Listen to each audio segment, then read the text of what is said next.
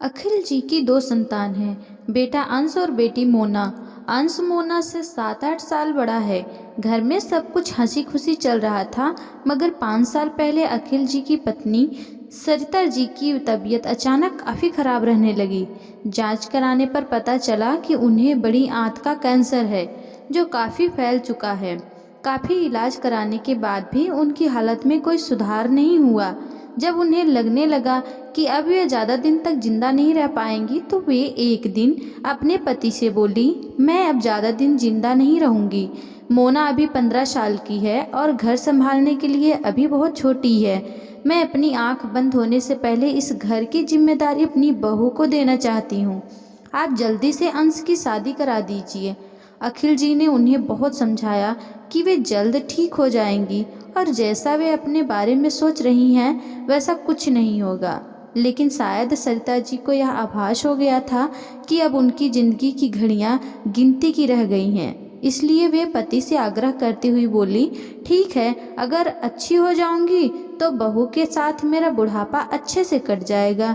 लेकिन अखिल के लिए बहू ढूंढने में कोई बुराई तो नहीं ना? मुझे भी तसल्ली हो जाएगी कि मेरा घर अब सुरक्षित हाथों में है। अखिल जी ने सुन रखा था कि व्यक्ति को अपने अंतिम समय का आभास हो ही जाता है। बीमार पत्नी की इच्छा का सम्मान करते हुए उन्होंने अंश के लिए बहू ढूंढना शुरू कर दिया। एक दिन अंश का मित्र आभास अपनी बहन अनन्या के साथ उनके घर आया। अंश ने उन दोनों को अपनी माँ से मिलवाया। जब तक अंश और आभास आपस में बातचीत करते रहे, अनन्या सरिता जी के पास ही बैठी रही। उनका उनके साथ बातचीत करने का अंदाज, उनके लिए उसकी आंखों में लगाव देखकर अखिल जी ने फैसला कर लिया कि अब उन्हें अंश के लिए लड़की ढूंढने की ज़रूरत नहीं है। उन्होंने सरिता जी से अपने मन की बात बताई, जिसे सुनकर सरिता जी के चेहरे पर एक चमक सी आ गई। वे बोली, आपने तो मेरे मन की बात कर दी। अंश को भी इस रिश्ते पर कोई आपत्ति नहीं थी। दोनों परिवारों की रजामंदी से अंश और अनन्या की शादी तय हो गई। शादी के बाद जब मायके से विदा होकर अनन्या ससुराल आई, तो सरिता जी उसके हाथ में मोना का हाथ देते हुए बोली, अनन्या, मैं मुँह दिखाई के रूप में तुम्हें अपनी बेटी सौंप रही हूँ। मेरे जाने के बाद इसका ध्यान रखना। अनन्या भावुक होकर बोली, मम्मी जी, आप ऐसा मत बोलिए, आपका स्थान कोई नहीं ले सकता। बेटा, सबको एक न एक दिन जाना ही है। लेकिन अगर तुम मुझे यह वचन दे सको कि मेरे जाने के बाद तुम मोना का ध्यान रखोगी, तो मैं चैन अंतिम सांस ले पाऊंगी। माँ जी, आप विश्वास रखिए, आज से मोना मेरी ननद नहीं, मेरी छोटी बहन है। बेटे की विवाह के 2-3 महीने के अंदर ही बीमारी से लड़ते लड़ते सरिता जी की मृत्यु हो गई। अनन्या उम्र में तो बहुत बड़ी नहीं थी, लेकिन उसने अपनी सास को दिया हुआ वादा पूरे मन से निभाया।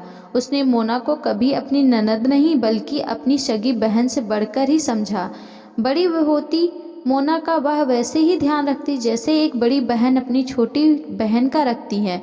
वह अक्सर मोना से कहती, मोना, बड़ी भाभी, बड़ी बहन और माँ में कोई भेद नहीं होता।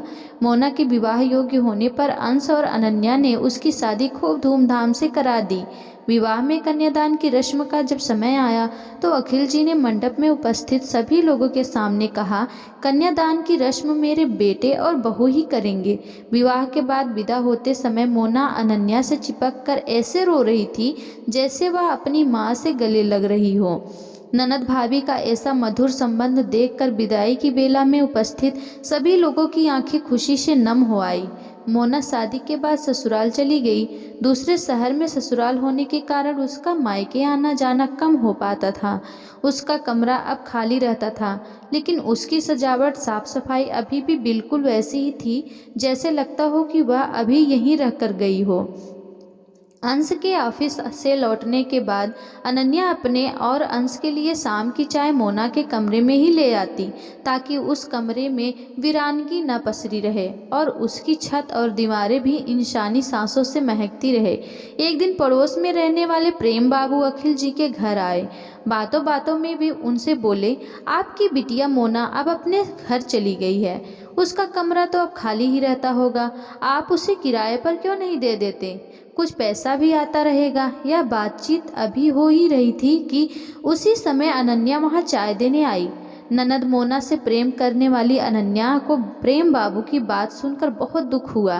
वह उनसे सम्मानपूर्वक बोली, अंकल, क्या शादी के बाद वही घर बेटी का अपना घर नहीं रह जाता, जहाँ वह उसने चलना सीखा हो, बोलना सीखा हो। अंकल, बेटियां पराये धन नहीं बल्कि ससुराल में मायके का विस्तार है। शादी का अर्थ यह नहीं है कि उसके विदा होते ही उसके कमरे का सजावट बदल दिया जाए और उसे गेस्ट रूम बना दिया जाए, चंद पैसों के लिए उसे किराए पर दे दिया जाए। बहू, तुम जो कह रही हो वह ठीक है, लेकिन व्यवहारिकता से मुंह मोड़ लेना कहाँ की समझदारी है। अंकल, रिश्तों में मैं कैसी रिश्ते कंपनी की कोई डील नहीं है कि जब तक क्लाइंट से व्यापार होता रहे तब तक उसके साथ मधुर संबंध रखें और फिर संबंधों की इतस्त्री कर ली जाए। व्यवहारिकता का तराजू तो अपनी सोच को सही साबित करने का तरीका है। तब प्रेम बाबू बोले, लेकिन इससे बेटी को क्या मिलेगा? अंकल, मायका हर लड़की का पावर हाउस होता है, जहाँ से उसे ऊर्जा मिलती है। वह केवल देखना चाहती है कि उसके मायके में उसका वजूद सुरक्षित है। वह मायके से किसी महंगे उपहार की आकांक्षा नहीं रखती है और ना ही मायके से विदा होने के बाद बेटियां वहां से चंद पैसे लेने आती है, बल्कि वे हमें बेशकीमती शुभकामनाएं देने आती हैं, हमारी संकटों को टालने आती हैं, अपने भाई भाभी व परिवार को मोहब्बत भरी नज़र से देखने आती हैं। ससुराल और गृहस्थी के आकाश में पतंग बन उड़ रही आपकी बेटियां बस चाहती हैं कि विदा होने के बाद भी उसकी डोर जमीन पर बने उस घरौंदे से जुड़ी रहे जिसमें वह अपने बचपन से लेकर बड़े होने तक का सपने भी तैयार कर रहे हैं। इसीलिए हमने मोना का कमरा जैसा था वैसा ही बनाए रखा है। यह घर कल भी उनका था और हमेशा रहेगा। प्रेम बाबू बोले, लेकिन कमरे से क्या फर्क पड़ता है? मायके आने पर उसकी इज्जत तो होती ही है। अनन्या बोली, अंकल, यही सोच का अंतर है। बात इज्जत की नहीं बल्कि प्यार और अपनेपन की है। लड़की के मायके से ससुराल के लिए विदा होते ही उसका अपने पहले घर से स्वाभाविक अधिकार खत्म हो जाता है।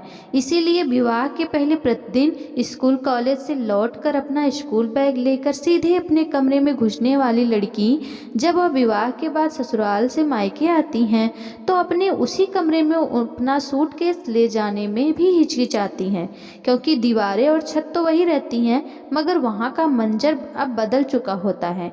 लेकिन उसी घर का बेटा यदि दूसरे शहर में अपने बीवी बच्चों के साथ रह रहा हो तो भी यह मानते हुए कि यह उसका अपना घर है, उसका कमरा किसी और को न दिया जाता।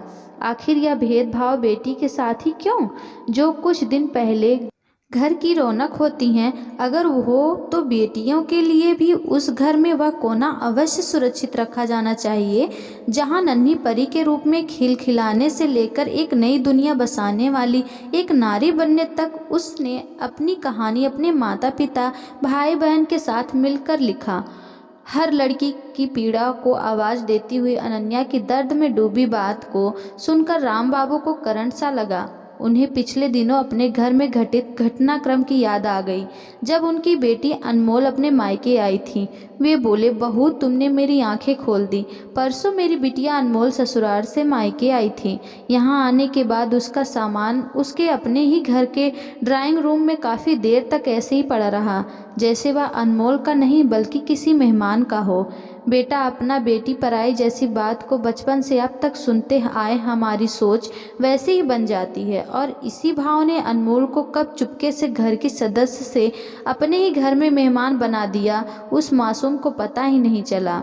पता नहीं क्यों मैंने उसका कमरा किसी और को क्यों दे दिया।